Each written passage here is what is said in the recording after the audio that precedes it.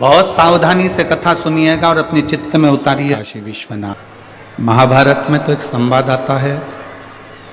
महाभारत के अंदर पांडवों ने जब यज्ञ करा और पांडवों ने उस यज्ञ में घंटा लगाया।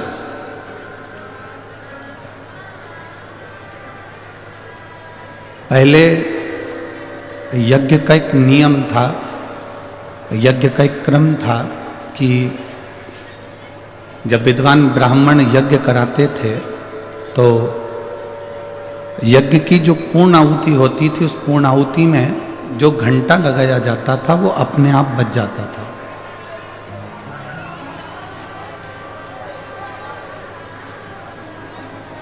वो घंटा अपने आप पूर्ण आहुति में बज जाता था। उसको बजाया नहीं जाता था, कोई उसको बजाता नहीं था, वो घंटा अपने आप बज जाता था। बस ब्राह्मणों ने पूर्णाहुति करी और वो घंटा बजा।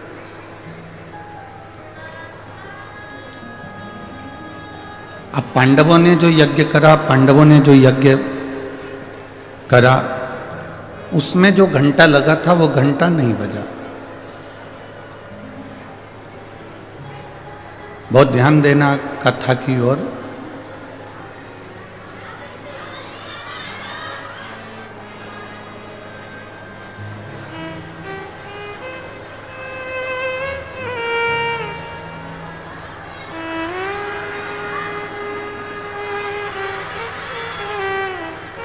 यज्ञ का जो घंटा बंधा हुआ था वो बजा नहीं। अब युधिष्ठिर के मन में एक प्रश्न उठ गया।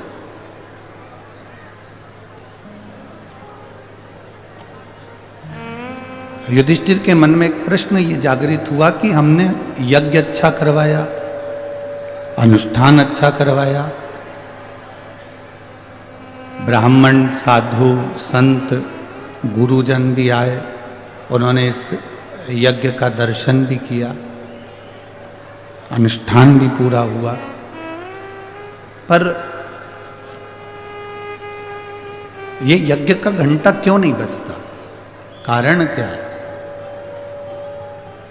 युधिष्ठिर ने अर्जुन को बुलाया, नकुल सहदेव को बुलाया और कहा कि एक काम करो, जरा पता करो, यज्ञाचार्य को बुलाया जाए और यज्ञाचार्य से पूछा जाए कि ये यज्ञ का घंटा आखिर बजता क्यों नहीं, ये यज्ञ का घंटा आखिर बज क्यों नहीं रहा है। अर्जुन ब्राह्मण देवता के पास में गए, यज्ञाचार्य के पास में गए और उनसे निवेदन किया कि शास्त्र रीति के अनुसार हमने ये यज्ञ में जो घंटा लगाया है, ये घंटा तो पूर्णाहुति पर बज जाना चाहिए।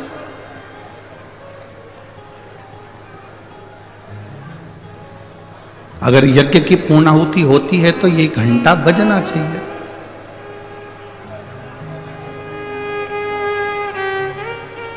पर आज तो गजब की बात है कि पूर्णाहुति हो गई और ये यज्ञ का घंटा नहीं बज रहा।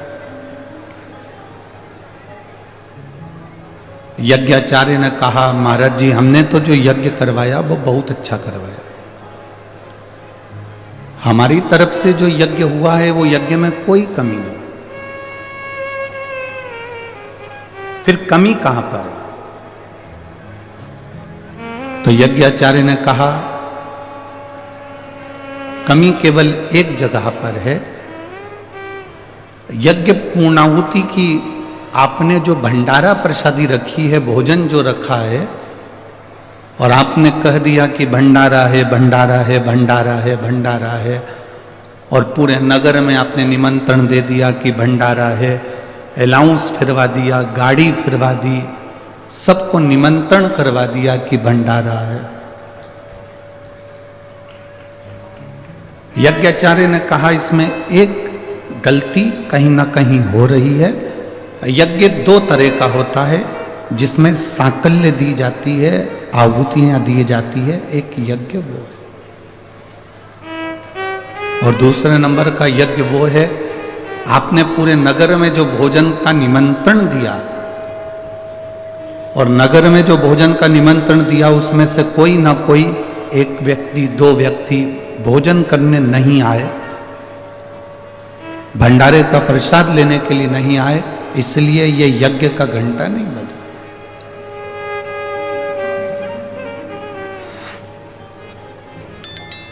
मेरी माताएं यहां पर बैठी हैं, मेरी जीजियां बैठी हैं, मेरे भाई, मेरे जीजा लोग बैठे हैं। आपके स्मरण में होगा, जो बुजुर्ग माताएं हैं वो जानती हैं, हम कोई उद्यापन करते हैं, चतुर्थी का उद्यापन करा, करवा चौथ का उद्यापन करा, कोई तीज का उद्यापन करा, कोई उजमना करा, उद्यापन करा, तो जो उद्यापन करने वाला होता है, जो उजमना करने वाला होता है, वो पहले भोजन नहीं करता। जब उजमने में, उद्यापन में जितने लोगों को उसने आमंत्रित करा है, जितने लोगों को उसने बुलाया है, 16 जोड़े हैं, 15 जोड़े हैं, 20 जोड़े हैं, 25 जोड़े हैं, जितनों को उसने बुलाया, पहले उनको वो भोजन कराता, और भोजन कराने के बाद में फिर जिसने उजमना करा है, जिसने उद्यापन करा है, वो भोजन ग्रहण करता।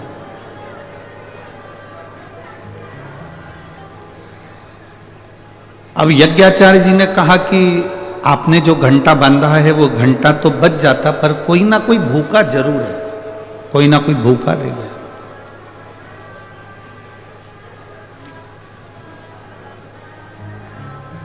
अब भीतर जब एक संकल्प लेकर हम कोई कार्य करते हैं तो कहीं ना कहीं उसमें थोड़ी ना थोड़ी अड़चन जरूर आती है, पर कार्य सफल करना यह परमात्मा के हाथ में होता है। युधिष्ठिर ने अर्जुन से कहा, जरा पता करो कि अपने नगर में कौन भूखा है, भंडारे का भोजन करने के लिए कौन नहीं आया, जरा मालूम करा जाए कि कौन रह गया, पता करो जरा कौन भूखा रह गया। अर्जुन, नकुल, सहदेव, भीम सब गए, सब पता लगा रहे हैं कि भूखा कौन रह गया। एक कुटिया में एक बाबा जी रह रहे थे।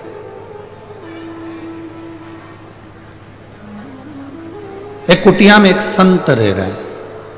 पूछा, अर्जुन ने जाकर निवेदन करा, बाबा आपने भोजन किया? बाबा कहते हैं नहीं। इतना बड़ा यज्ञ युधिष्ठिर ने करवाया और आपने भंडारा का भोजन नहीं करा? नहीं। क्यों? आप भोजन क्यों नहीं करते?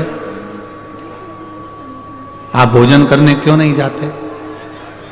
संत ने कहा, देखो महाराज, हम भोजन करने इसलिए नहीं जाते क्योंकि हमारा पुण्य सारा की सारा युधिष्ठिर के पास चला जाए। हम चाहते हैं कि युधिष्ठिर अपना पुण्य हमको दे।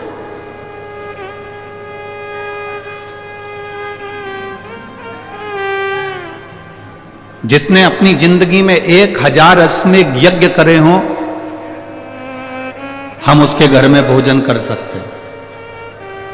जिसने अपनी जिंदगी में 1000 अश्वमेध यज्ञ का हमें फल दे दिया हो, हम उसके घर में भोजन कर सकते हैं। हमें भोजन की दक्षिणा नहीं चाहिए, परंतु हमको 1000 अश्वमेध यज्ञ का फल चाहिए।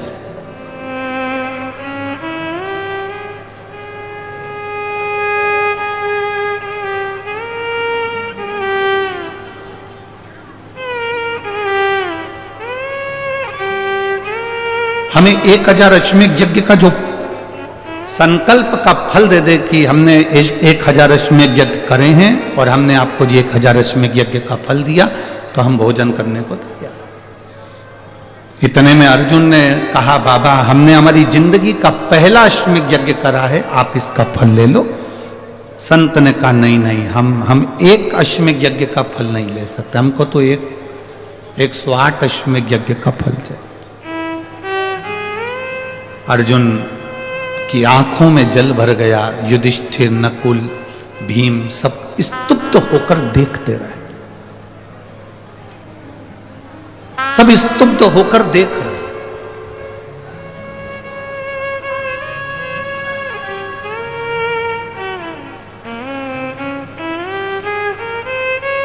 अर्जुन वापिस रथ लेकर युधिष्ठिर के पास में गए तो युधिष्ठिर ने कहा कि हमारे पास में 108 अश्वमेध यज्ञ का पुण्य नहीं है,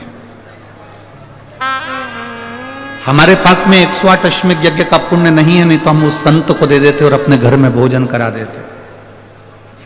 अब करें तो करें क्या? द्रौपदी के कानों में शब्द गया,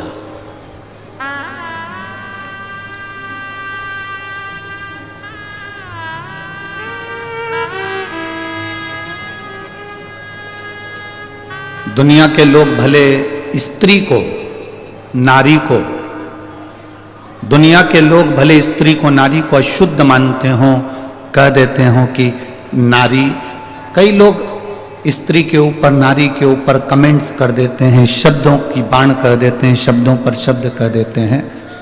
पर शिव महापुराण की कथा कहती है, जब जब व्यक्ति उलझता है, पुरुष जब जब उलझता है, घर के बच्चे जब जब उलझते हैं, परिवार जब जब उलझता है, तब तब घर की नारी, चाहे वो माँ हो, चाहे वो बेटी हो, चाहे वो बहन हो, चाहे वो स्त्री हो, वो सामने आकर खड़ी होती है और कदम से कदम मिलाकर आगे बढ़ा देती है।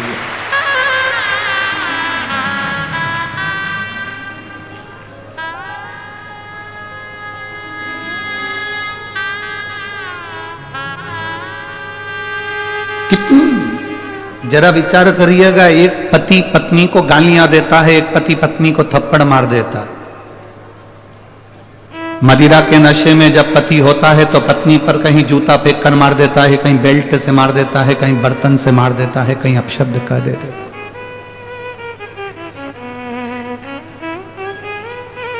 उसके बाद पति को अगर तकलीफ हो जाती है, कहीं एक्सीडेंट हो जाता है, कहीं उसका हड्डी टूट जाती है, कहीं वो पीकर गिर जाता है, पड़ जाता है, उसके शरीर में चोट लग जाती है, सेवा कौन करती है? जम के तो बोलो जरा। पड़ोसन आती है क्या सेवा करने के लिए? कोई रिश्तेदार आता है क्या सेवा करने के लिए? जो दिन रात का ज्ञान देता है वो तुमको सेवा करने के लिए आएगा क्या? नहीं।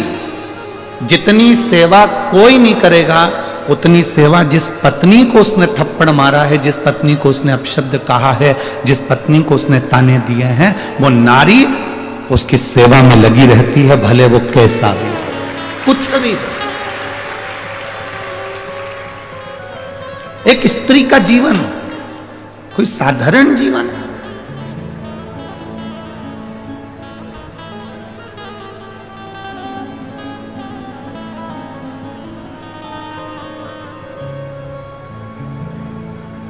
दशरथ जी के घर में संतान नहीं हुई,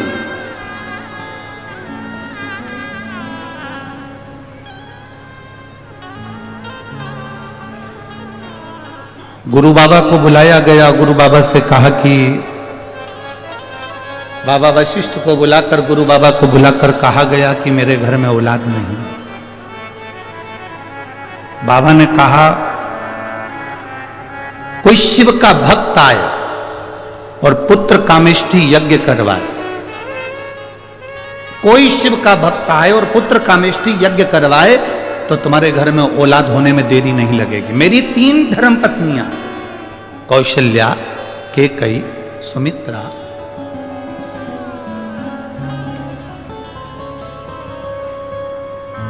मेरी 3 धर्म पत्नियां होने के बाद भी मेरे घर में औलाद नहीं, तो कोई शिव का भक्त आए और पुत्र कामेष्ठी यज्ञ करवाए।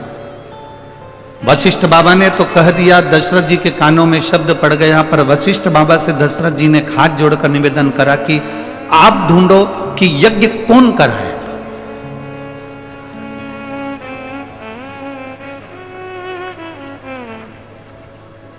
यज्ञ कराएगा तो कराएगा कौन?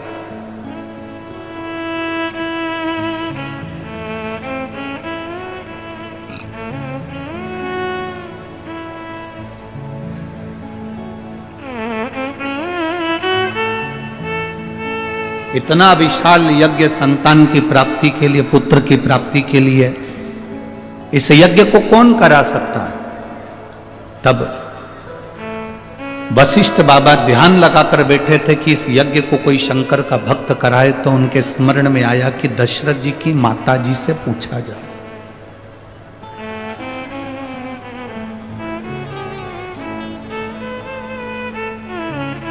इंदुमती जी से पूछा गया।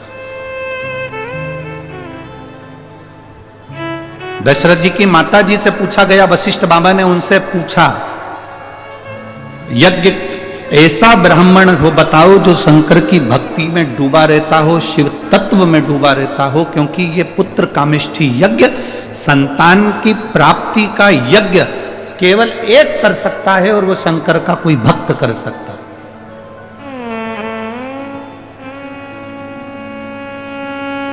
वशिष्ठ बाबा ने दशरथ जी की माता जी से कहा कि शिव भक्त कौन मिल सकता है? इंदुमती के स्मरण में आया, मेरे विदर्भ में जो शंकर की भक्ति में हर तरफ डूबे रहते हैं, वो केवल एक श्रृंगी ऋषि है।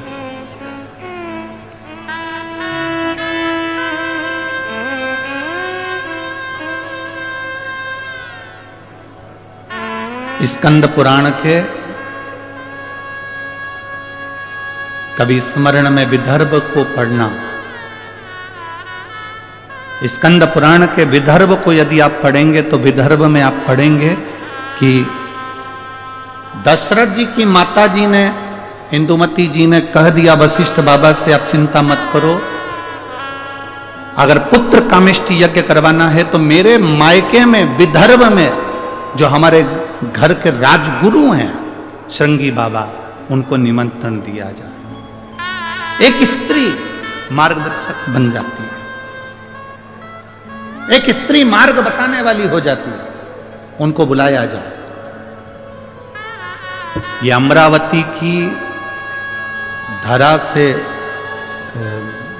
स्कंद पुराण कहती है, विदर्भ का वर्णन करते हुए कहती है, अमरावती से चांदूर बाजार की ओर जब हम जाते हैं तो वहाँ वन पर्व में वन क्षेत्र के अंतर्गत श्रृंगी बाबा का एक स्थान है जिसको तपवनेश्वर कहते हैं।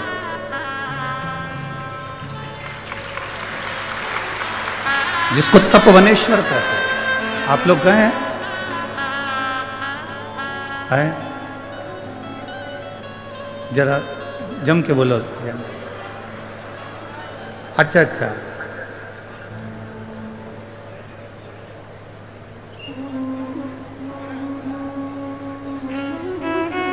हमारे विधायक जी और सांसद जी कह रहे हैं क्षेत्र के अंतर्गत ही है तपवनेश्वर। आप लोगों में से कितने लोग गए? बहुत बहुत धन्यवाद, आपके चरणों को नमन जो आप तपवनेश्वर का दर्शन करें, जहां स्वयं संत साधु तपस्वी साधक उपासक तप करते हैं।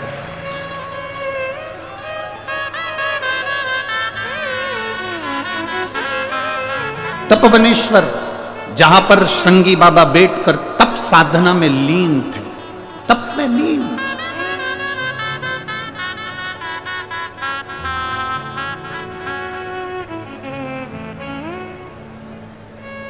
और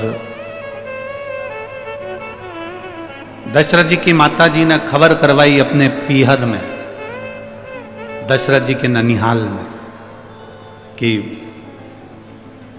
दशरथ जी को पुत्र कामेष्ठी यज्ञ करना है और आप श्रृंगी बाबा से जाकर निवेदन करो। श्रृंगी बाबा उस समय पर तप मुद्रा में लगे हुए थे, बैठे गुफा के अंदर भजन में लीन थे।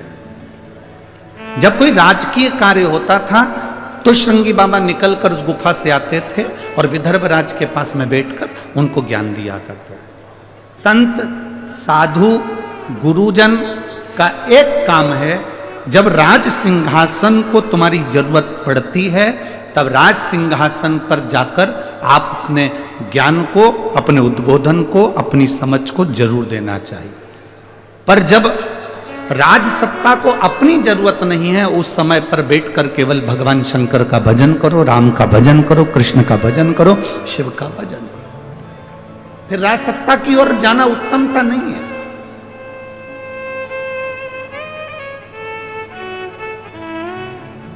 अब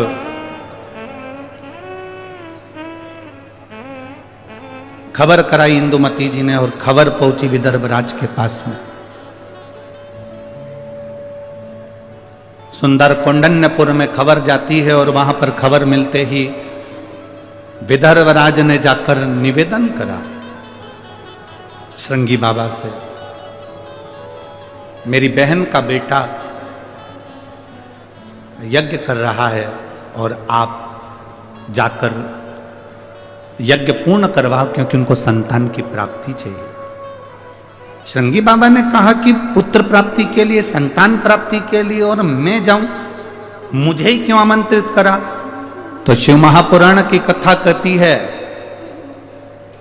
कोई शंकर का भजन करने वाला, कोई शंकर की आराधना करने वाला, कोई शंकर की उपासना करने वाला, कोई शंकर के ऊपर एक लोटा जल चढ़ाने वाले का दर्शन मात्र भी अगर हो जाता है तो जो कामना हम करते हैं वो कामना हमारी पूर्ण हो जाती है। ये शिव तत्व की कथा है, ये शिव महापुराण की कथा वर्णन कर रही है। आप इतनी सारी संख्या में आए हो, लाखों की भीड़ में आप लोग लाखों की संख्या में यहां भक्त पहुंचे हैं। पंडाल को कल भी रात्रि को बहुत बढ़ाया, उसके बाद भी आप लोग पंडाल में समा नहीं सकते। दोनों तरफ पंडालों को बढ़ाया गया, पर आपका शिव के प्रति जो प्रेम है, आपकी जो वात्सल्यता भगवान शंकर के प्रति है, वो यहाँ देखने को मिलती है। इतनी दूर से बस तो कहाँ खड़ी है, 3-3 किलोमीटर दूर बस छोड़ देती है, आप पैदल पैदल पैदल पैदल चलते चलते यहाँ तक पहुँचते हो। 3 किलोमीटर 4 किलोमीटर पैदल पैदल चलकर आप यहाँ पहुँचते हो। हम तो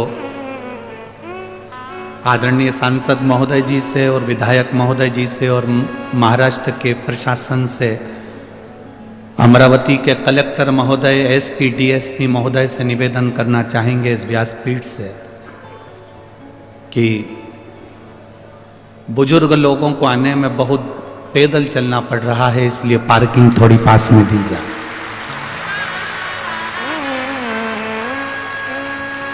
यदि पार्किंग अगर आप पास में नहीं दे सकते तो मैं विदर्भ की अमरावती नगर के सब नवयुवक बेटों को और बेटियों को निवेदन करना चाहूँगा, आपकी स्कूटी, आपकी मोटरसाइकिल पे बुजुर्गों को लाकर कथा के पंडाल तक छोड़िए। प्रयास करिए कि नज़दीक तक, भले गाड़ी छोड़कर चले जाए, पर नज़दीक तक भले 1 किलोमीटर आधा किलोमीटर दूर छोड़े तो भी कोई तकलीफ नहीं है, पर नज़दीक था। हमारा तो निवेदन है माननीय कलेक्टर महोदय जी से, एसपी डीएसपी कमिश्नर आदि से, कि आप प्रयास करेंगे तो सब कुछ हो सकता है। शिव तत्व की प्राप्ति, बहुत सुंदर व्यवस्था माननीय सांसद महोदय जी ने, विधायक जी ने, आमदार खासदार जी ने बहुत सुंदर व्यवस्था करी है। खूब भोजन भंडारा भी चल रहा है, जगह जगह पीने के पानी की व्यवस्था, शौचालय की व्यवस्था, रुकने की व्यवस्था, पार्किंगों की व्यवस्था, सब अच्छी करी है। बस अब प्रशासन का साथ चाहिए कि वो थोड़ा नज़दीक तक लोगों को छोड़ने की व्यवस्था के लिए अग्रणता प्रदान करे। ये आपसे नहीं, शिव कथा कह रही है, भगवान शंकर का संवाद कह रहा है, शिव महापुराण की कथा कह रही है। शिव तत्व कह रहा है।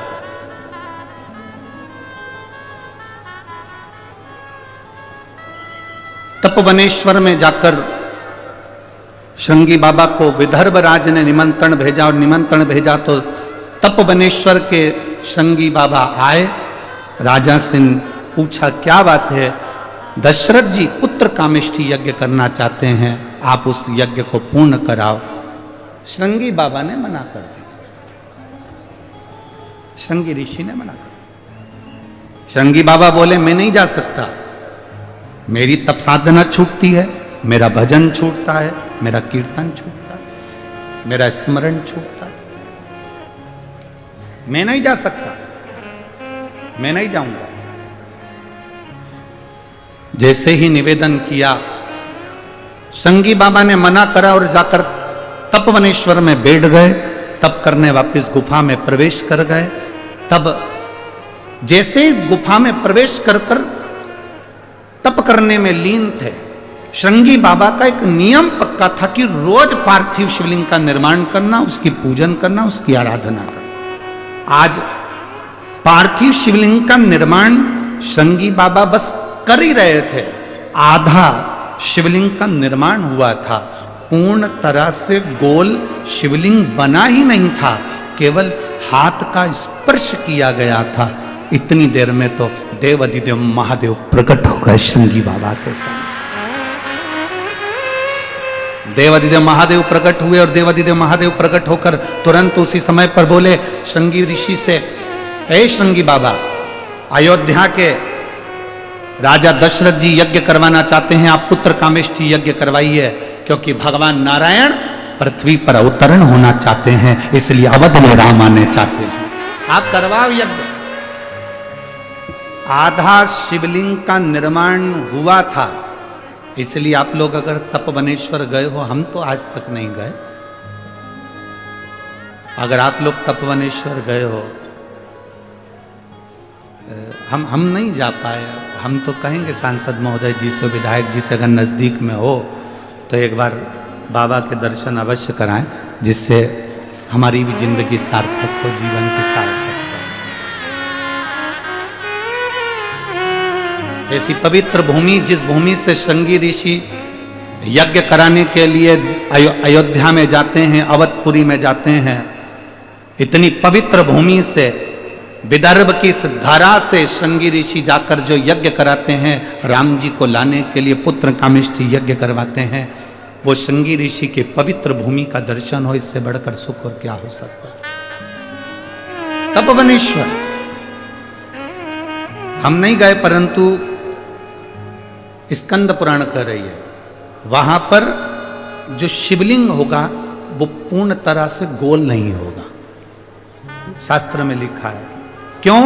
उसका कारण यह है कि श्रृंगी बाबा शिवलिंग का निर्माण कर रहे थे और इतनी देर में शंकर भगवान प्रकट हो गए और उन्होंने कह दिया आपको इसी क्षण अवध के लिए जाना पड़ेगा, अयोध्या के लिए जाना पड़ेगा। तो वो दोनों हाथ लगा हुआ शिवलिंग का भाग छोड़कर, अर्थात त्रिकोणा भाग कह सकते हैं, त्रिकोणी ऐसा भाग छोड़कर पूर्ण तरह से शिवलिंग नहीं बना पाए, और त्रिकोणी भाग छोड़कर श्रृंगी बाबा विदर्भ राज से आज्ञा लेकर, उनको कहकर, उनको निवेदन कर कर कि अब मैं आपकी बहन के घर जा रहा हूँ यज्ञ कराने के लिए, और अवधपुरी में पहुँचे और उन्होंने यज्ञ करवाना प्रारंभ करा। जो यज्ञ करवाया, खीर का कटोरा आया, उस खीर के पात्रों को श्रृंगी बाबा ने वशिष्ठ बाबा से कहकर दशरथ जी को दिलवाया। तो दशरथ जी महाराज के मन में एक भाव उत्पन्न हुआ कि ये खीर का जो कटोरा आया है, ये खीर खाने से संतान की प्राप्ति हो सकती है। जो प्रश्न आज के लोगों को लगता है, सफेद आंकड़े की जड़ बांधने से क्या संतान की प्राप्ति हो सकती है, बेलपत्र खाने से क्या रोग का निवारण हो सकता है, शिवजी पे चढ़े हुए जल को पीने से क्या हमारे शरीर का रोग, शुगर, बीपी, थायराइड, सोरेसिस जैसी बीमारियां भी समाप्त हो सकती हैं, क्या हमारा किडनी, लीवर भी ठीक हो सकता है? क्यों नहीं? अपने हृदय से लगा लो, लगा लो, गिरा जा रहा उठा लो, भोले अपने दर से अब तो न टारो, गिरी जा रही उठा लो। जिसके लिए डॉक्टर ने कह दिया था कि अब ये जिंदगी भर हम कह नहीं सकते कि समझ पाएगा, नहीं समझ पाएगा, बोल पाएगा, नहीं बोल पाएगा, देख पाएगा, ना देख पाएगा। ब्रेन में खून के थक्के थे, पूरे फट चुके थे, शरीर में बीमारी लग गई, ऐसी बीमारी जो लाखों में एक दो को हो जाती, शरीर काम करना बंद। उसकी आराधना, अकाल मृत्यु वो मरे जो काम करे चंडाल का, और काल उसका क्या बिगाड़े जो भक्त हो मां। वो शिव है, त्रिकालदर्शी है, कैलाशी है, अविनाशी है। अगर हम उसके दरवाजे तक जा रहे हैं, हम उसकी चौखट तक जा रहे हैं, तो ये समझ लो कि उसने निमंत्रण दिया आपको। आप शिव महापुराण की कथा तक आ रहे हो और यहां बैठकर अगर कथा सुन रहे हो, जहां जगह मिल जाए, जहां तक तुम्हें आवाज आ रही हो, ये जरूरी नहीं कि तुम पंडाल के अंदर बैठकर कथा सुनो, तुम्हें जहां जगह मिल जाए तुम तो वहां बैठ जाओ, जहां मिल जाए, बस उसका स्मरण जरूर करो। कथा सुनकर उससे विनय जरूर करो कि भोला सब दुख ओ भोला सब दुख उससे विनय करिए, प्रार्थना करिए, वो समझे।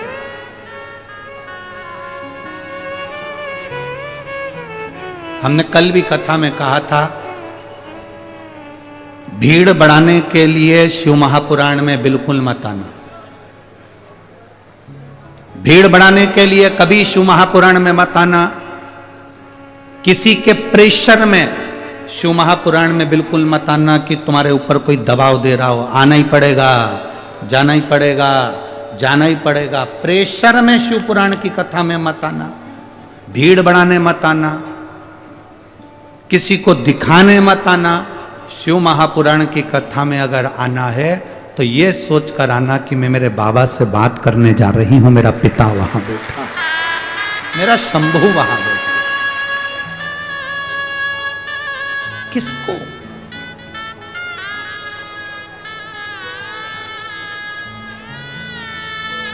जितनी देर कथा में बैठो उतनी देर आपका दिल मेरे बाबा से लगा होना चाहिए।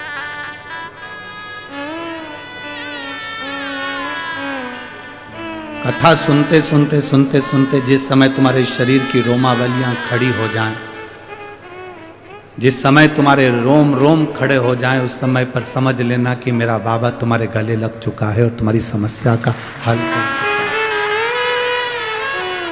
उससे मिलन करने के लिए, हम उससे मिलने के लिए।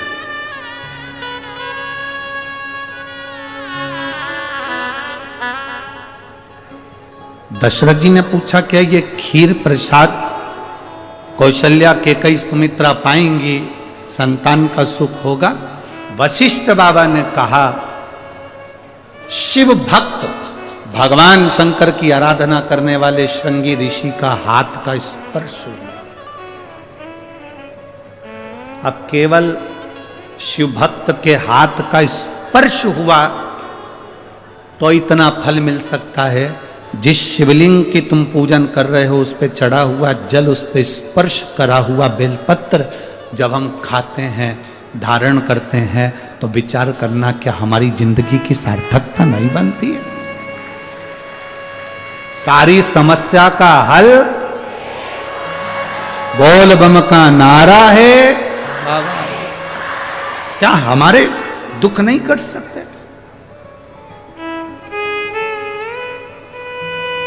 फिक्र और फकीर, इनमें एक बहुत बड़ा अंतर है। किस किस चीज में अंतर है? जम के बोलो जरा। फिक्र में और फकीर में।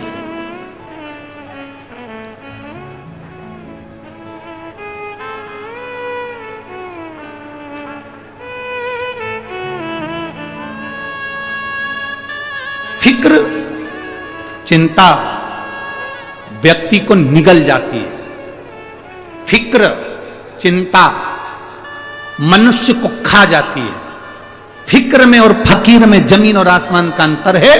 फिक्र, चिंता व्यक्ति को खा जाती है और फकीर, संत, साधु, गुरुजन ये चिंता को ही खा जाते हैं, ये फिक्र को ही खा जाते हैं।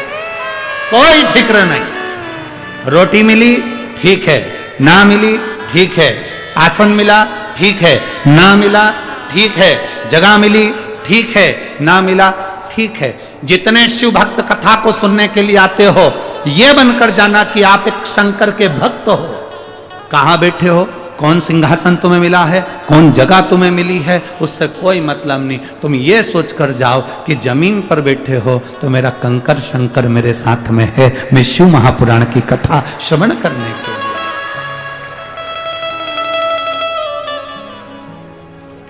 मैं शंकर की कथा का रसपान करने के लिए आया हूं। मैं शिव महापुराण की कथा का स्मरण करने के लिए आया हूं। मैं शिव तत्व को जानने के लिए आया हूं। मैं शंकर का गुणगान करने के लिए आया हूं। मैं अपने कंकर शंकर की स्मरण, शायद भारत की भूमि पर बहुत कथा होती होगी, किसी कथा की जमीन की मिट्टी को कोई बांध कर अपने साथ नहीं ले जाता होगा। केवल एक शिव महापुराण की कथा ऐसी होती है जिसकी मिट्टी को भी लोग डब्बे में भरकर बांध कर अपने घर लेकर जाते हैं। केवल एक शिव महापुराण की कथा एक ऐसी होती है जिसकी मिट्टी को भी लोग बांध कर अपने साथ लेकर जाते हैं। केवल शिव महापुराण की कथा एक ऐसी होती है जब आरती होने के बाद लोग जमीन पर हाथ फेरकर अपने शरीर पर उस रज को लगा कर जाते हैं, क्योंकि यहाँ शंकर की कथा सुनने वाला, बाचने वाला, श्रवण करने वाला, कराने वाला, हमने पहले भी कथा में कहा, शिव महापुराण की कथा किसी के बस की नहीं कि कोई करा ले। वो तो शंकर और पार्वती के रूप में ये सांसद जी और विधायक जी ने इस भाव से इस अमरावती में करा। ईश्वर जी गोरा जी बनकर, शिव पार्वती बनकर शंकर स्वयं कथा के यजमान होते हैं। चंचुला देवी का पति बिंदुक प्रेत योनि में पड़ गया, तब आखिरी में तुमरुका जी ने कहा यजमान कौन बनेगा, तो शंकर पार्वती ने कहा हम दोनों यजमान बनेंगे। शिव महापुराण का, भागवत जी का यजमान राजा परीक्षित हो सकता है, रामचरितमानस का यजमान काशी नरेश हो सकता है, विष्णु पुराण का यजमान एक देव हो सकता है, अग्नि पुराण का यजमान कोई बन सकता है, पर शिव महापुराण का कोई यजमान नहीं होता। शिव महापुराण का यजमान तो स्वयं शंकर और पार्वती होते हैं, इसके सिवा कोई नहीं। कथा बाचने वाला भी शिव है, कथा सुनने वाला भी शिव है, कथा करवाने वाला भी शिव है। फिर हमें चिंता किस बात की?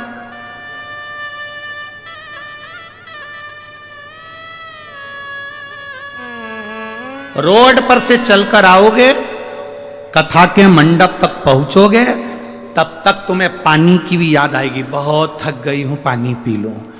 कथा के मंडप तक पहुंचोगे तब तक तुम्हें गर्मी भी लगेगी, पर 1 बजे से 4 बजे तक कथा होती है। 1 बजे से 4 बजे के बीच में आप कथा का रस तत्व जब ग्रहण करेंगे तो आपको ऐसा लगेगा कि हमें गर्मी नहीं लग रही, प्यास नहीं लग रही, भूख नहीं लग रही, अब तो केवल कथा सुनना है, बाकी का कोई मतलब, कोई मतलब। हम कई बार इस व्यासपीठ से, कई जगहों पर आपने सुना कि नहीं सुना, हमने कई जगह व्यासपीठ से कहा कि जितने लोग अंदर बैठे हैं इनको ना पानी की बोतल दीजिए, ना इनको पानी का पाउच दीजिए, क्योंकि हमने कथा में कह रखा है आप अपने घर से आना, क्या क्या लेकर आना, आज तुम बोलो। 2 बोतल पानी, 1 बिछाने का आसन और 1 छाता, ये अपने साथ लेकर चलना, क्योंकि पंडाल वाले कितनी भी व्यवस्था कर दें पर भोला तो खुले में बैठता है, उसके यहाँ जगह कम पड़ते जावे। ये तो शिव कैलाशी अविनाशी की कथा है, जहाँ जगह मिल जाए वहाँ बैठकर सुन लो। छाता लगाओ, बैठो, सुनो। कई लोग पानी की बोतल, पानी का पाउच अंदर भी बांटते हैं, तो हम उनसे हमेशा कहते हैं, सुना है कि नहीं सुना, क्या कहते थे कि जितने लोग धूप में बैठे हैं, जितने लोग गर्मी में बैठे हैं, पानी का पाउच उनको दीजिए, बोतल उनको दीजिए। अंदर बैठे हुए तो भगवान की भक्ति में भिंगे हुए हैं, इनको नहीं जरूरत। शिव भक्ति करिए, भजन करिए, स्मरण करिए, जो मिल जाए उसको श्रवण करिए, वो मिलेगा।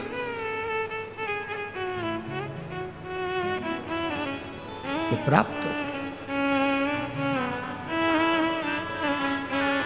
महाराज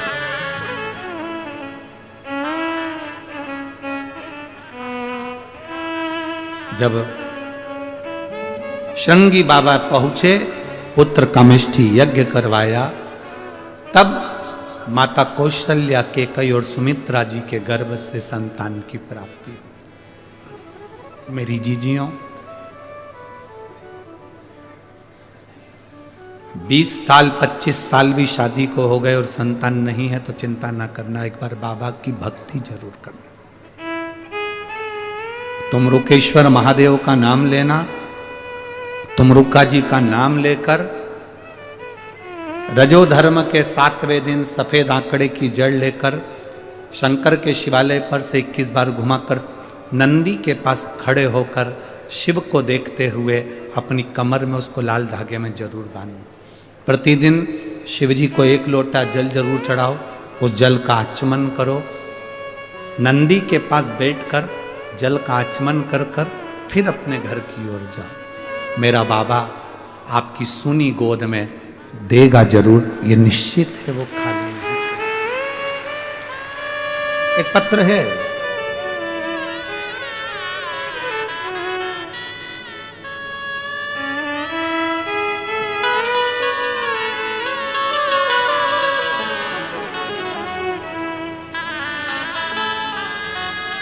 मैं सुनंदा राम भाऊ मंगले, गांव दरियापुर, जिला अमरावती।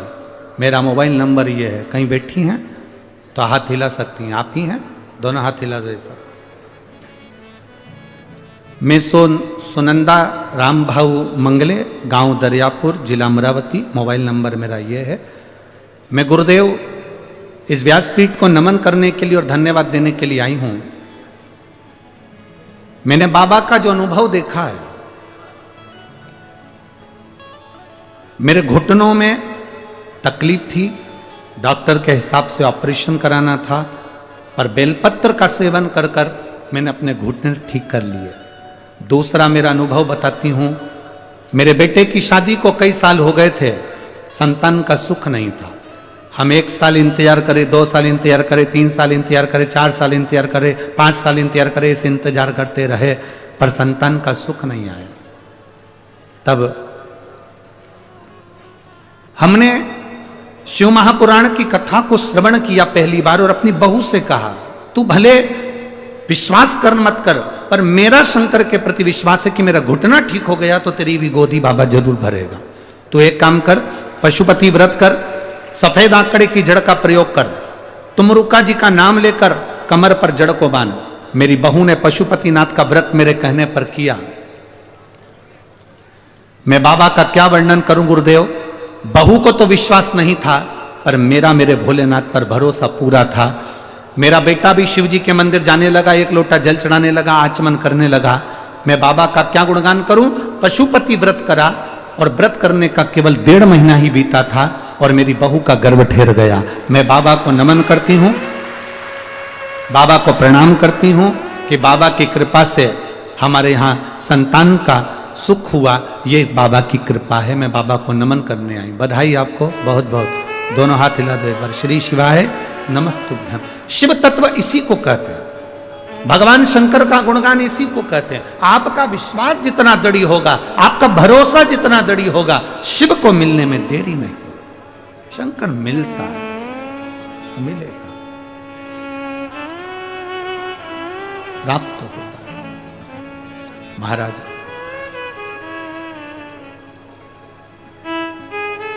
बस आपका विश्वास दृढ़ हो, भरोसा पक्का हो, इसीलिए हम कहें। ये ना सोचा जाए कि वो गलत है।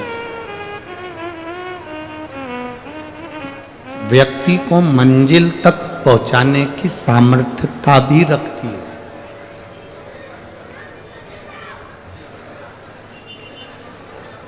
दशरथ जी महाराज की माता जी ने मार्ग बताया तो श्रृंगी बाबा ने पुत्र कामेष्ठी यज्ञ करवाया।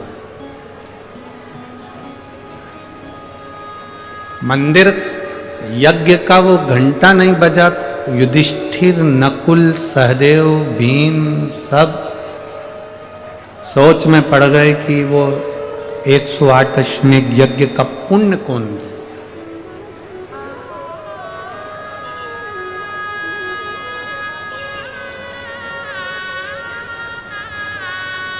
अगर कोई सतमार्ग बता रहा है तो उसको लेना चाहिए।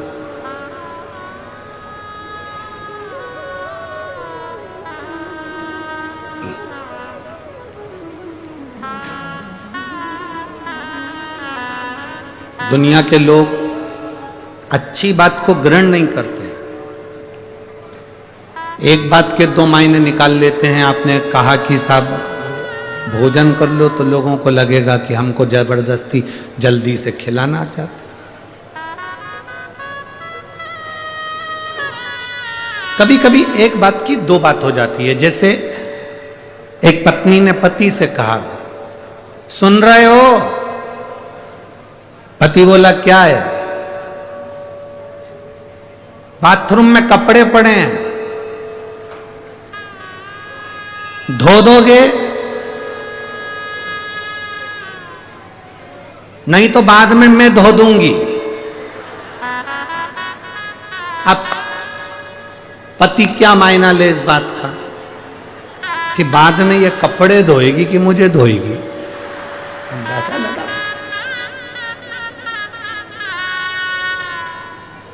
पत्नी ने आवाज लगाई, पति से कहा, सुनो, बाथरूम में कपड़े पड़े हैं, धो दोगे? नहीं तो बाद में मैं धो दूंगी। अब पति बेचारा डिप्रेशन में पड़ा, चिंता।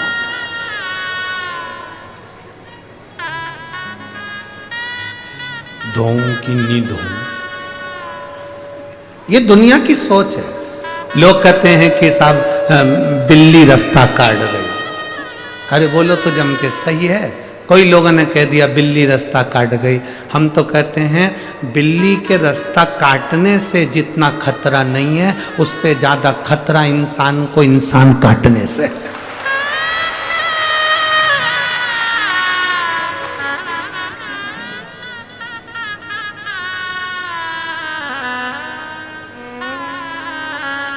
एक माता ने पत्र लिखा है और बड़ी खुश होकर लिखा है।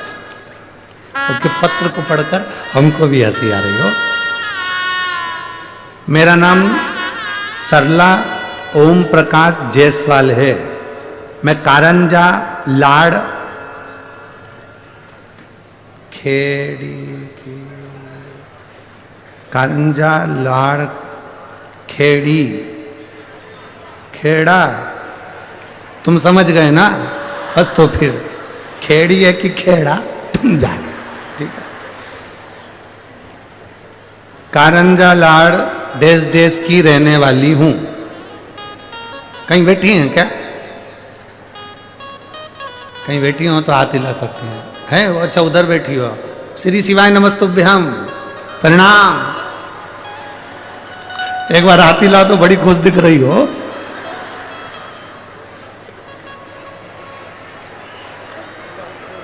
गुरु जी, अच्छे से सुनो कान खोल के। खुले हैं।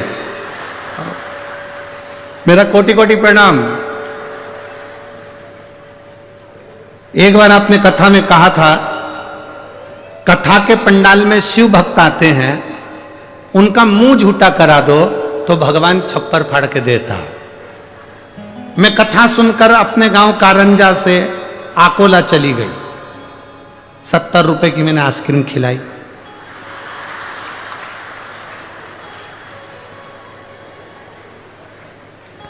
पत्र पढ़ी है वो, जो एलईडी में पढ़ सकते हो पढ़ो है।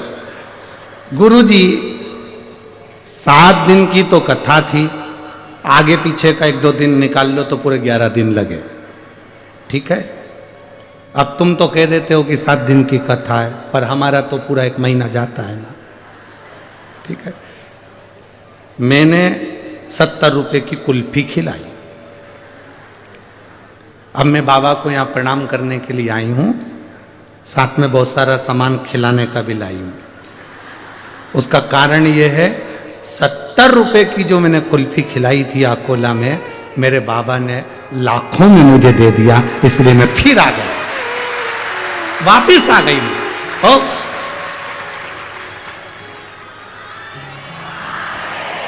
एक बार वापिस आती ला दो।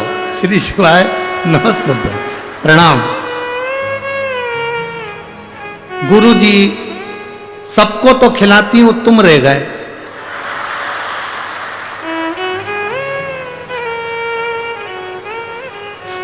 सांसद जी, अमरावती भारी है।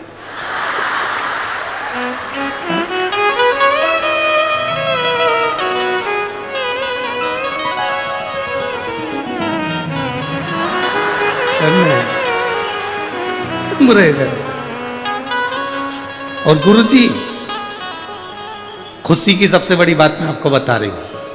आकोला से आई, झोपड़े में रहती थी, आज मेरे बाबा ने मेरी बिल्डिंग बना दी, मैं इसलिए प्रणाम करने आई हूं। बहुत बहुत इतनी खुश हूं कि पूछो ही मत। बाबा से प्रार्थना करने के लिए आई हूं, बाबा ऐसी कृपा करना। अरे लुटा दिया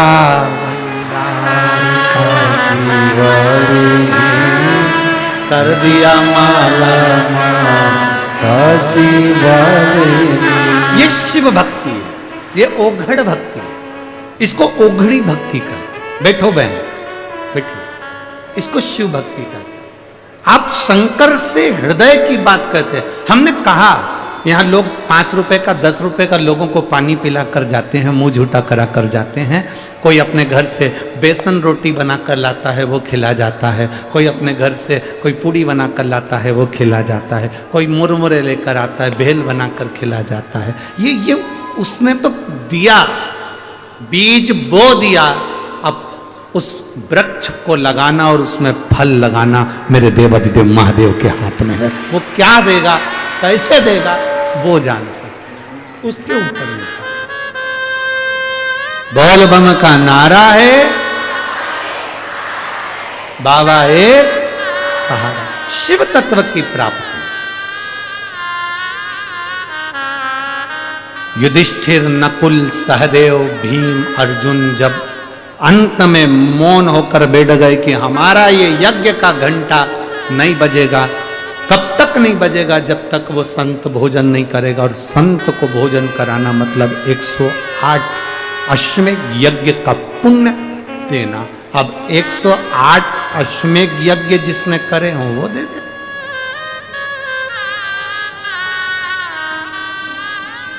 जिसने 108 अश्वमेध यज्ञ करे हो वो दे। अब 108 अश्वमेध यज्ञ कौन दे सकता है? जिसने करे हो। जिसने शिव महापुराण की कथा सुनी होगी, पशुपति व्रत करा होगा, शिव की आराधना करी होगी और भगवान ने उसको कुछ दिया होगा, तो ही तो वो दूसरे से कहेगा कि तू भी ऐसा कर ले। एक पत्र और आया, देखिए।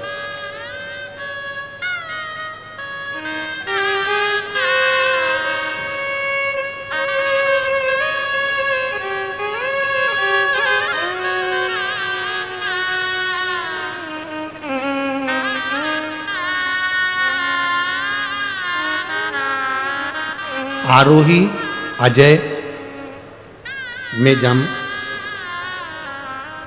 वर्धा जिला वर्धा से हैं। कहीं बैठे हों तो हाथ हिला सकती हैं।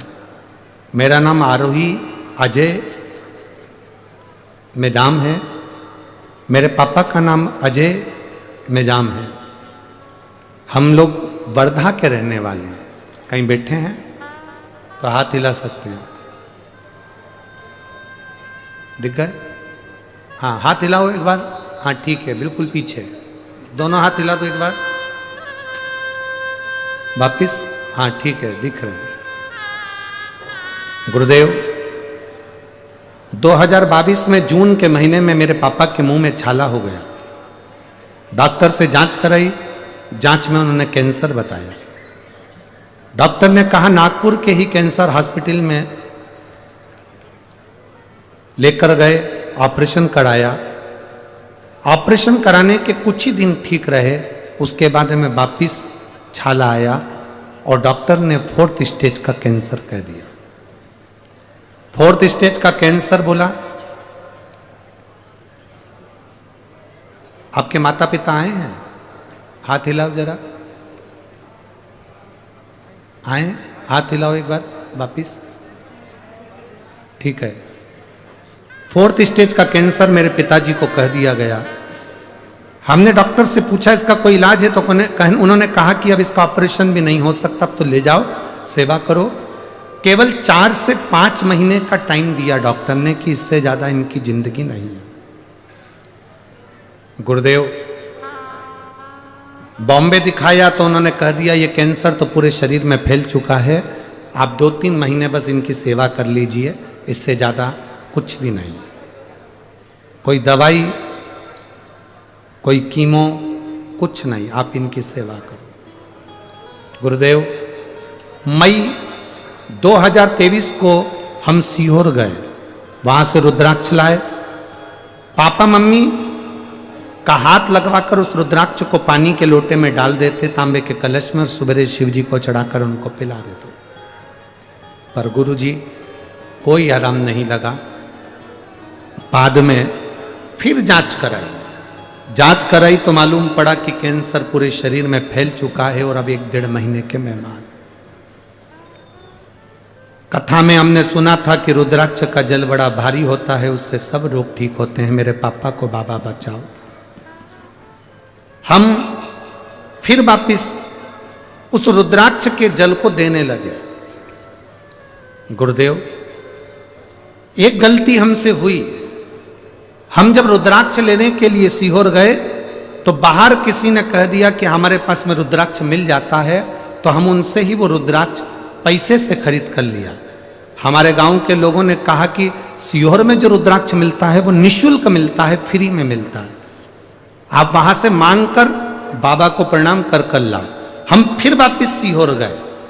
अब की बार हमने पैसे से रुद्राक्ष नहीं लिया, बाबा को प्रणाम कर लाइन लगकर हाथ में मांग कर रुद्राक्ष लेकर आए।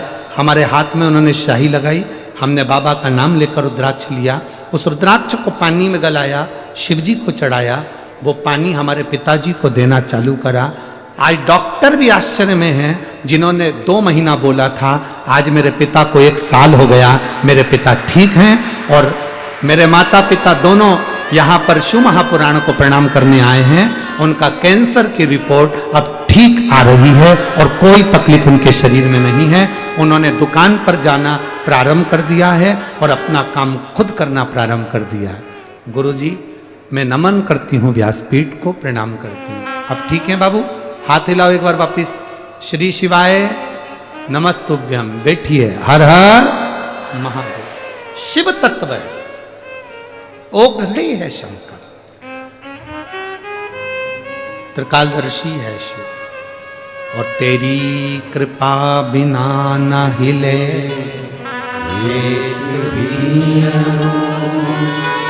लेते हैं श्वास, तेरी कृपा से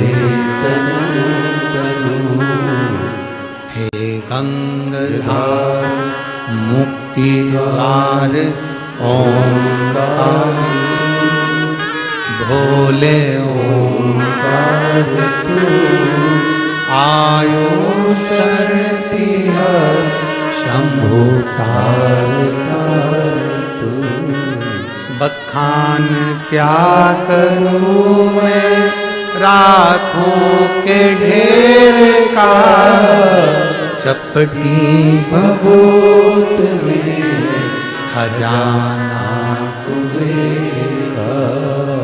हे गंगाधार मुक्ति द्वार ओंकार तू, भोले ओंकार तू आयो शरण की हारी शंभु तार।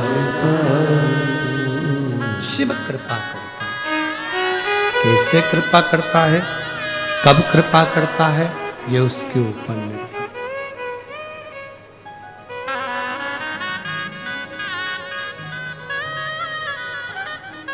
करो भजन, शिव नाम की भक्ति को अपने हृदय में जगाने का प्रयास करो। परिंदा और इंसान में एक बहुत बड़ा अंतर होता है। परिंदे और इंसान में बहुत बड़ा अंतर होता है। परिंदा उड़कर आसमान छूने में लगा रहता है। परिंदा, पक्षी उड़कर आसमान छूने में लगा रहता है और इंसान जो आसमान छूने जा रहा है उसका पांव पकड़कर खींचकर नीचे पटकने में लगा रहता है। दोनों में अंतर, बहुत अंतर। परिंदा आसमान छूने में लगा है और इंसान इंसान को खींचकर गिराने में लगा हुआ, पटकने में। अपने जीवन का एक प्रयास करिए। शिव जी को एक लोटा जल चढ़ाएं ना चढ़ाएं, शंकर भगवान को एक बेलपत्र चढ़ाएं ना चढ़ाएं, शंकर जी के ऊपर धतूरा चढ़ाएं ना चढ़ाएं, पर इतना जरूर याद रखना कि कोई अपनी जिंदगी में बहुत पीछे जा रहा है और आपको भगवान ने इस लायक बनाया है, तो आप किसी ना किसी का हाथ पकड़कर आगे बढ़ाने का प्रयास जरूर करें। उसको आगे बढ़ाने का प्रयास करिए, अपनी जिंदगी में अग्रण्यता दीजिए। युधिष्ठिर, नकुल, सहदेव, भीम, अर्जुन जब थक गए कि कोई नहीं मिलता, कौन संत को 108 अश्वमेध यज्ञ का पुण्य देगा, और पुण्य देगा तब जाकर वो यज्ञ का घंटा बजेगा, कौन दे सकता?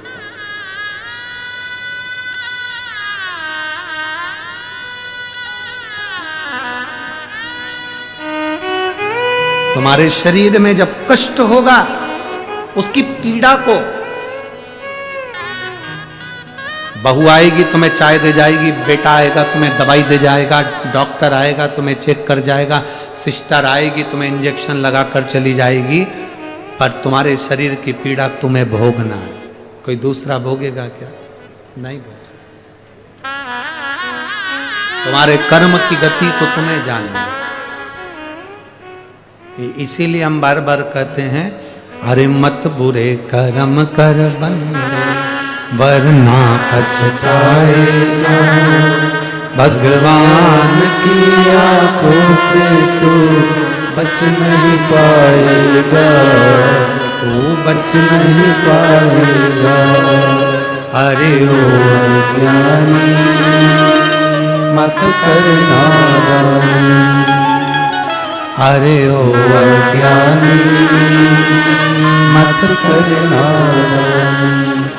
तेरे कर्म का फल भी तू ही पाएगा, जैसा किया तूने तेरे आगे आएगा। मत बुरे कर्म कर बंदे वरना पछताएगा, भगवान की आंखों से तू बच नहीं पाएगा, तू बच नहीं पाएगा। अरे ओ अज्ञानी मत करना, अरे ओ अज्ञानी मत करना। अपना कर्म पूरा करिए, बन सके अच्छा करो। भगवान अगर आपको इस लायक बनाए कि आप किसी का हाथ पकड़ कर आगे बढ़ा सकते हो तो बढ़ाओ। भगवान यदि आपको इस लायक बनाया है कि किसी भूखे को भोजन करा सकते हो तो कराओ। भगवान आपको इस लायक बनाया है कि किसी के शरीर में रोग है और आपके पास में धन है तो उसकी औषधि कराओ। भगवान ने यदि आपको इस लायक बनाया है कि कोई बच्चा पढ़ना चाहता है, विद्या अध्ययन करना चाहता है और उसके पास में धन नहीं तो उसका विद्या अध्ययन कराओ। याद रखना, एक बार अपने बच्चे अपने को नहीं पूछेंगे, पर आपने किसी को विद्या अध्ययन कराया है और किसी को औषधि कराई है, वो जिंदगी भर तुम्हें पूछेंगे।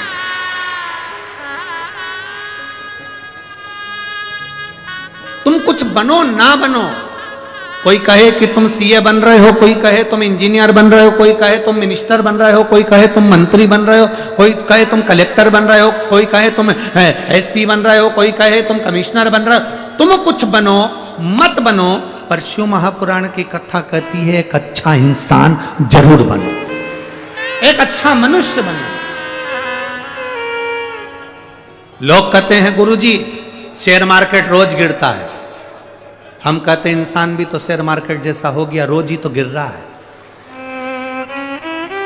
लोग कहते हैं गुरुजी शेयर मार्केट रोज गिर रहा है, हम कहते हैं इंसान भी शेयर मार्केट जैसा हो गया, कभी गिरता है कभी उठता है। कब कौन तुम्हारे साथ रहने वाला कब गिर जाए कोई ठिकाना नहीं है, कितना नीचे गिर जाए कोई ठिकाना नहीं है, कब तुम्हारे लिए का शब्द कह जाए कोई ठिकाना नहीं है। प्रतिदिन गिर रहा। आज मनुष्य मनुष्य जैसी जिंदगी नहीं जी रहा। आज मानव मानव की जिंदगी नहीं जी पा रहा। उसको लगता है कि मुझे कुछ ऐसा चमत्कार हो जाए, कोई बाबा ऐसा मिल जाए कि छड़ी घुमाए और हमको करोड़ों का धन दे जाए। तो ईमानदारी की बात है, ऐसा बाबा मिले तो हमको भी बता देना, हम भी चले जाएंगे। जो छड़ी घुमाने से करोड़ों का धन दे दे। आपके कर्म का भोग आपको भोगना है, हमारे कर्म का भोग हमको भोगना है। इसलिए आपको पहले भी कहा, खांसी चलेगी तो आपको खांसना पड़ेगा, छींक आएगी तो आपको छींकना पड़ेगा, पेट दुखेगा तो दवाई आपको खाना पड़ेगी। उसी तरह दुख आप पर है तो शंकर जी के मंदिर में एक लोटा जल आपको चढ़ाना पड़ेगा, कोई दूसरा नहीं चढ़ाएगा। आपके दुख को आपको स्वयं काटना, आपकी तकलीफ को आपको स्वयं काटना, कोई दूसरा नहीं काट सकता, स्वयं काट। द्रौपदी ने देखा कि मेरे पति आज दुखी हैं, पूछा क्या हो गया। बस यज्ञ का घंटा नहीं बजा है और यज्ञ अधूरा रह गया है। कब बजेगा? यज्ञ ब्राह्मण देवता कर रहे हैं, यज्ञ आचार्य कर रहे हैं, हमने यज्ञ पूरा करवा दिया, बस कोई भूखा रह गया। कोई भूखा रहा? हाँ। क्या कह रहा है वो भूखा व्यक्ति जो भूखा रह गया? वो क्या कह रहा है? उसका कहना है कि 108 अश्वमेध यज्ञ का पुण्य दो तो मैं भोजन करने चलूं। हमने तो अपनी जिंदगी का एक ही यज्ञ करा है और वो भी पूरा नहीं हुआ, तो हम पुण्य कैसे दे सकते? जिसने व्रत करा होगा वही तो व्रत देगा। यहां इतनी सारी माताएं बैठी हैं, भाई बैठे हैं, जब परिवार में कोई मरता है, बुजुर्ग कोई चले जाता है, पंडित जी कहते हैं एकादशी देव। अब यहां पर बोलते कि नहीं बोलते हमें नहीं मालूम। किसी के मरने के 10 दिन 12 दिन बाद जब पंडित जी पूजन कराने आते हैं, बारवा कराने आते हैं, पिंडदान कराने आते हैं, तब उस समय पर घर की बहू, बेटे, बच्चे बुजुर्ग को एकादशी देते हैं। यहां देते हैं कि नहीं देते? जम के तो बोलो जरा। देते हैं।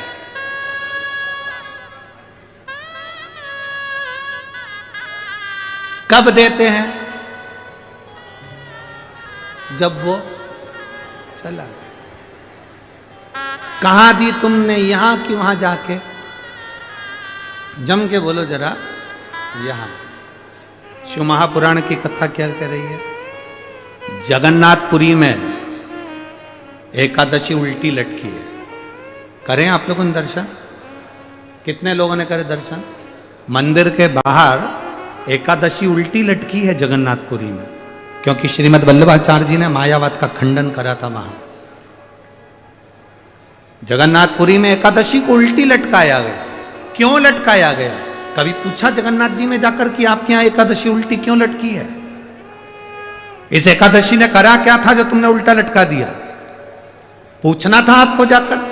आप जगन्नाथ जी के दर्शन करने गए तो आपके मन में ये प्रश्न आना था कि एकादशी उल्टी क्यों लटकी। उसका एक कारण, कोई मर जाता है तो लोग एकादशी दान देते हैं। श्रीमद् वल्लभाचार्य जी ने कहा, मरने के बाद जो तुमने एकादशी दी उसको मिली कि नहीं मिली पता नहीं। शिव महापुराण कहती है, श्रीमद् वल्लभाचार्य जी कहते हैं एकादशी दान का मतलब क्या होता है? जैसे किसी के मरने के बाद हम एकादशी देते हैं, उसका मतलब क्या होता है? उसका मतलब ये होता है कि हमने 25 एकादशी करी है, हमने पहले से अपनी एकादशी करते करते आ रहे हैं, तो अपनी एकादशी में से हम जो मर गया उस व्यक्ति को कुछ एकादशी दे दे। पर दुनिया उल्टी चलती है, जब कोई मर जाता है तब एकादशी देते हैं कि अब हम उनके लिए 5 एकादशी करेंगे, 7 एकादशी करेंगे, 11 एकादशी करेंगे। जब वो चला गया, तुम्हारे पास में 500 का नोट है, तुम्हारे पास में 100 रुपए हैं, 10 रुपए हैं, 50 रुपए हैं, किसी को तुम्हें 10 रुपए देना है तो तुम दे सकते हो क्योंकि तुम्हारी जेब में वो 500 रुपए रखे हैं। तुम्हारी जेब में वो 500 रुपए रखे हैं तो तुम किसी को दे सकते हो। तुम्हारे जेब में जब 500 रुपए है ही नहीं तो तुम किसको दोगे, कैसे दोगे? अब तुम घर जाओगे, 500 रुपए लाओगे, तब दोगे जब तक तो वो व्यक्ति चला गया। शिव महापुराण की कथा कहती है, श्रीमद् वल्लभाचार्य जी ने जगन्नाथपुरी में मायावाद का खंडन करा और कहा एकादशी का दान करना है तो जीते जी करो, अपनी करी हुई एकादशी में से कुछ एकादशी का दान उस जीव को दे दो, अपनी करी हुई।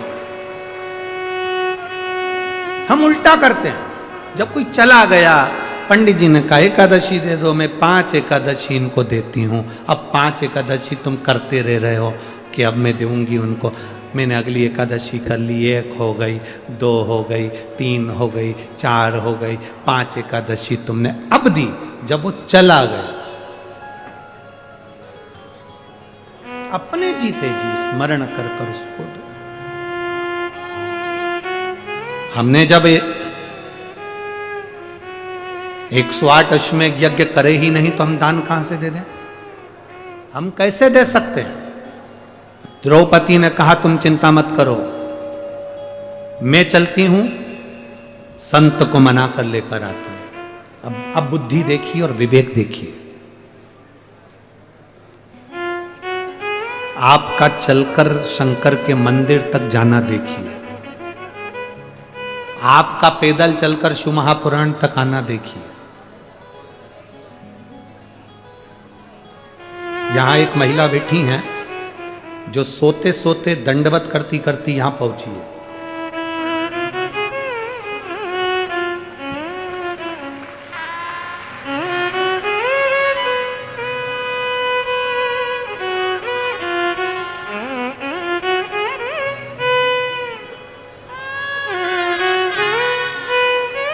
बिना भोजन करे, बिना पानी पिए, कुसुम लसन कर दारहा दारहा दर वहा, ठीक है, आप लोग समझ गए ना? ठीक है। इनकी उम्र है 76 वर्ष। कहीं बैठी हैं? आप ही हैं? आ जाओ माँ, आ जाओ, आ जाओ।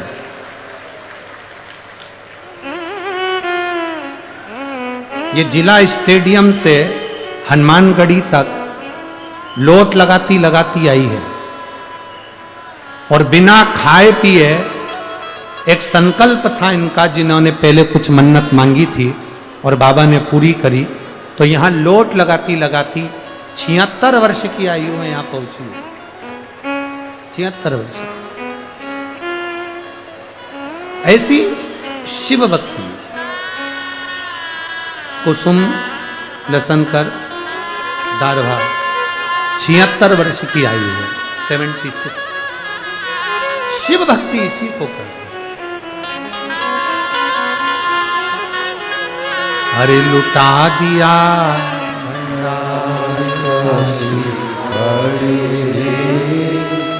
कर दिया माला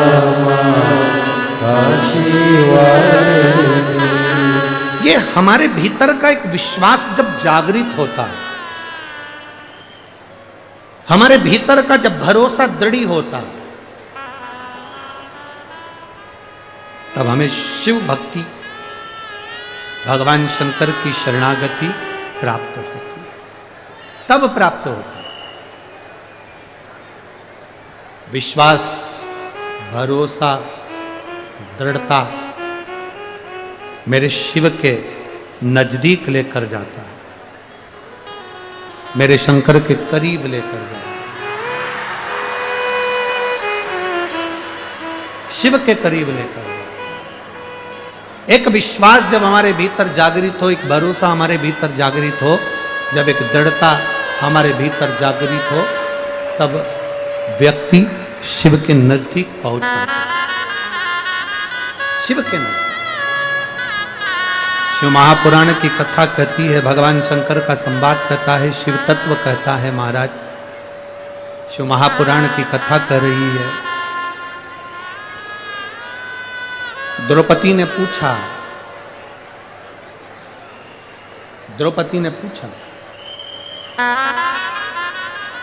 द्रौपदी पूछ रही है 108 अश्वमेध यज्ञ का पुण्य। हाँ, 108 अश्वमेध यज्ञ का पुण्य। ठीक है। द्रौपदी ने कहा, अब आप मेरे साथ में चलो, उस संत के दरवाजे तक मुझे लेकर चलो, उस गुरु के दरवाजे तक लेकर चलो, उस बाबा के दरवाजे तक लेकर चलो जिसने भोजन नहीं किया। चलो उसके दरवाजे, उसके द्वार, उसके दरवाजे पर हम चलते। दासियां पादुका लेकर आई, दासियां चप्पल लेकर आई, दासियां पांव की मोजड़ी जूतियां लेकर आई। द्रौपदी ने उन पादुका को नहीं पहना, द्रौपदी ने उस चप्पल को नहीं पहना। द्रौपदी ने उस मोजड़ी को, उस जूतियों को, उन चप्पलों को नहीं पहना। द्रौपदी ने मना कर दिया, मैं ये चप्पल पहनकर उस संत के दरवाजे नहीं जाऊंगी, उस गुरु के दरवाजे नहीं जाऊंगी, उस बाबा के दरवाजे नहीं जाऊंगी। जो भोजन करने नहीं आ रहा है, मैं उसके दरवाजे चप्पल पहनकर नहीं जाऊंगी। मैं नहीं जाऊंगी चप्पल पहनकर।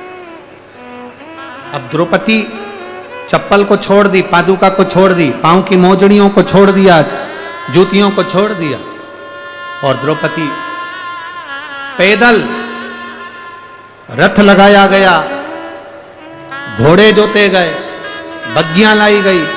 द्रौपदी उस रथ पर भी चढ़कर नहीं गई। उस रथ पर भी द्रौपदी चढ़कर नहीं गई। शिव कथा कह रही है, द्रौपदी पैदल जा रही है, पहुंची संत के दरवाजे पर, हाथ जोड़कर द्रौपदी ने नमन कर कर कहा, बाबा हमारे यहां चलकर भोजन ग्रहण करो।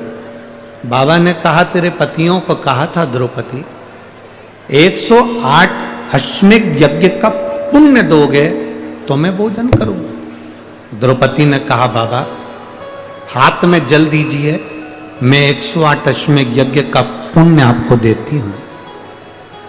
अर्जुन ने द्रौपदी से कहा, द्रौपदी कैसी बात करती हो? जब हमने 108 अश्वमेध यज्ञ नहीं करे तो तुमने 108 अश्वमेध यज्ञ कैसे कर लिया? संत के चरणों में हाथ जोड़कर द्रौपदी ने कहा, बाबा हमारे वेद, हमारे शास्त्र, हमारी पुराण कहती है, जितने कदम चलकर किसी संत के दरवाजे पर जाते हैं, जितने कदम चलकर शिव महापुराण तक जाते हैं, जितने कदम चलकर शंकर को जल चढ़ाने शिवालय तक जाते हैं, उतने अश्वमेध यज्ञ हम अपनी जिंदगी के कर लेते हैं। किसी संत के दरवाजे पर, किसी गुरु के दरवाजे पर, बाबा भोलेनाथ जी के चरणों में और शंकर की शिव महापुराण तक जितने कदम चलकर हम जाते हैं, उतने अश्वमेध यज्ञ हम अपनी जिंदगी के कर ले। उतने अश्वमेध। द्रौपदी कह रही है, बाबा आपके पास आने तक मैंने 5000 कदम चली हूं। 5000 अश्वमेध यज्ञ मेरे पास में है, उसमें से 108 अश्वमेध यज्ञ तुमको दिए। अब भोजन करने चलो, अब चलो भोजन करो। ए मेरी अमरावती की जीजियों और मेरे अमरावती के जीजाओं, बेटियों, बेटाओं, शिव भक्तों,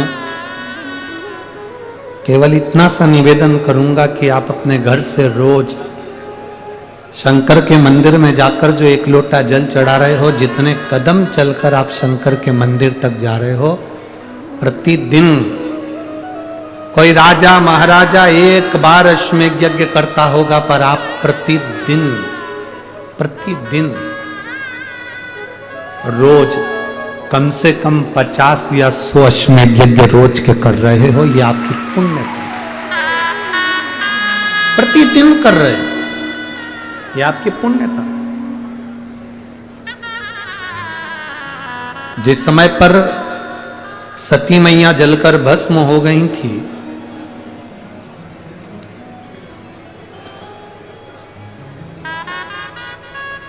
पार्वती माता के रूप में उनका जन्म हो गया था। सती और पार्वती के बीच में एक जन्म माता सती का और था, जो कोयल का जन्म था। कोयल के जन्म जब माता सती को मिल गया, पार्वती का जन्म तो बाद में मिला, सती के जाने के बाद सती को जो अगला जन्म मिला था वो कोयल का मिला था, पक्षी का, कोयल का। कोयल बनकर माता सती ने करा क्या था? बेलपत्री का जो वृक्ष था, उस वृक्ष की परिक्रमा वो कोयल लगाया करती थी। कोयल बेलपत्र के वृक्ष की परिक्रमा लगाती और कोयल बेलपत्री के वृक्ष के नीचे कोई अगर कुछ डालकर चले जाता उसको पा लेती। कोयल की योनि से छूट गई थी माता सती, तब पार्वती की योनि में आई थी और पार्वती बनकर उन्होंने शंकर की आराधना करी और शिव की आराधना कर कर फिर उन्होंने भगवान शंकर को प्राप्त कर लिया, शिव को प्राप्त कर। भगवान देवाधिदेव महादेव भोलेनाथ माता पार्वती जी को ऐसे ही नहीं मिल गए, सती के रूप में, कोयल के रूप में, ना जाने कितने कितना तप साधना माता ने करा, तब जाकर पार्वती का जन्म मिला। और पार्वती के जन्म पाने पर भी उन्होंने जो तप साधना करा उसका फल मिला कि शिव पार्वती को प्राप्त हो। आप अगर शिव महापुराण की कथा तक आए हो, मंदिर तक जा रहे हो, तो अपनी जिंदगी के कई अश्वमेध यज्ञ आप कर चुके। देवाधिदेव महादेव माता पार्वती जी को लेकर पधार रहे हैं। अभी सुंदर मंगलमय आनंदमय विवाह भगवान शिव का पार्वती जी के साथ में होगा, बड़े भाव के साथ में, आनंद के साथ में। माता पार्वती भगवान शिव के गले में सुंदर जयमाला पहना रही हैं। जोरदार ताली बजाकर स्वागत करिए। हर हर महादेव। भगवान शंकर पार्वती जी के गले में जयमाला पहना रहे हैं, बड़े भाव के साथ, आनंद के साथ। जो इस पवित्र शिव महापुराण की कथा का लाभ ले रहे हैं। कथा मंडप में विराजमान सभी संत, साधु, ब्राह्मण जन, गुरुजन, सभी संतों के, ब्राह्मण जनों को, गुरुजनों के पावन चरणों को नमन करते हैं। हनुमान चालीसा चैरिटेबल ट्रस्ट का ये दिव्य आयोजन, बेस कम करो और आवाज़ बढ़ाओ रिटर्न की। हनुमान चालीसा का चैरिटेबल ट्रस्ट जो इस कथा का मुख्य आयोजन करवा रहे हैं, कथा के मुख्य यजमान सांसद श्रीमती नवनीत जी राणा, विधायक श्री रवि जी राणा, हनुमानगढ़ी, अमरावती। एक बार यजमान परिवार के लिए जोरदार ताली बजाकर उनका स्वागत, वंदन, अभिनंदन। प्रभु कृपा से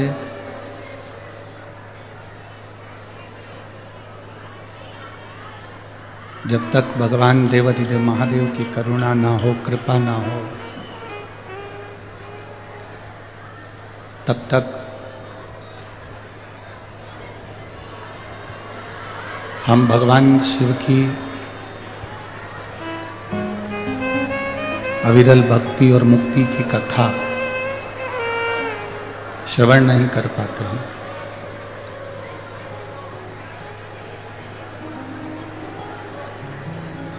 प्रभु कृपा हुई है, शिव की दया हुई है, तो विदर्भ की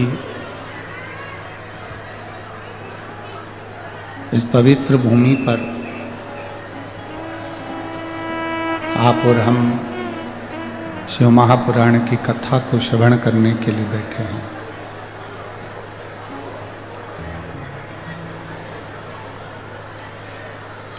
वो कहते हैं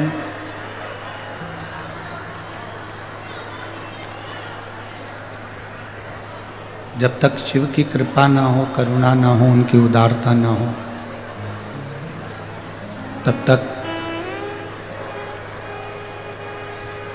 एक कदम भी हम शिव तत्व की ओर जा ही नहीं पाते।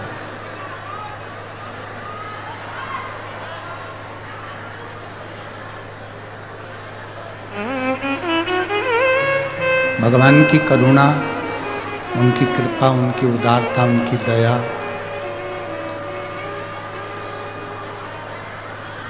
हमारे जीवन को सार्थक बना देती है।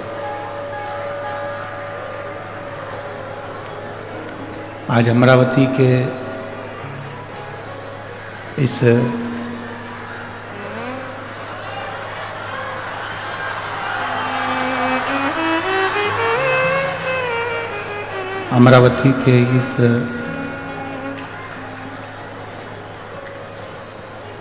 पवित्र विदर्भ की भूमि में भगवान शिव की कथा श्रवण करने का जो सौभाग्य मिला है, ये समझें कि भगवान शिव ने स्वयं मां अम्बा को कहा और अम्बा ने ये प्रेरणा देकर सांसद श्रीमती नवनीत जी राणा और विधायक महोदय श्री रवि जी राणा को प्रेरणा दी, जिसके फल स्वरूप ये पवित्र शिव महापुराण की कथा श्रवण करने का हमको अवसर मिला है।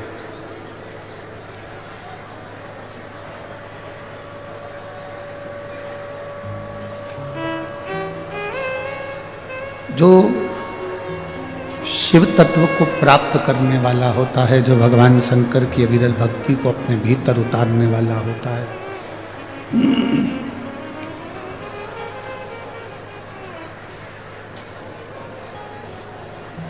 जब वो भगवान शंकर की भक्ति को करना प्रारंभ करता है,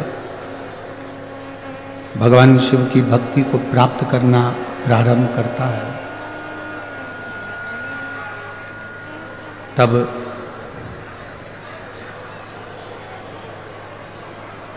उसके जीवन में बहुत संघर्ष आता है, बहुत कष्ट भी आता है, पर शिव की भक्ति करते करते करते करते करते करते भगवान की अविरल भक्ति को धारण करते करते करते वो प्रभु चरणारविंद को प्राप्त कर ही लेता है।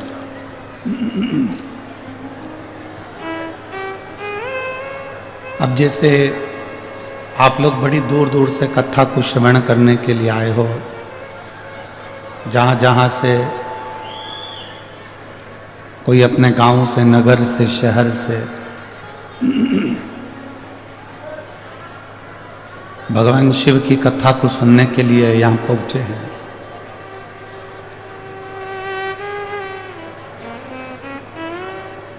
जितने कदम चलकर हम भगवान शिव की कथा तक पहुँच रहे हैं,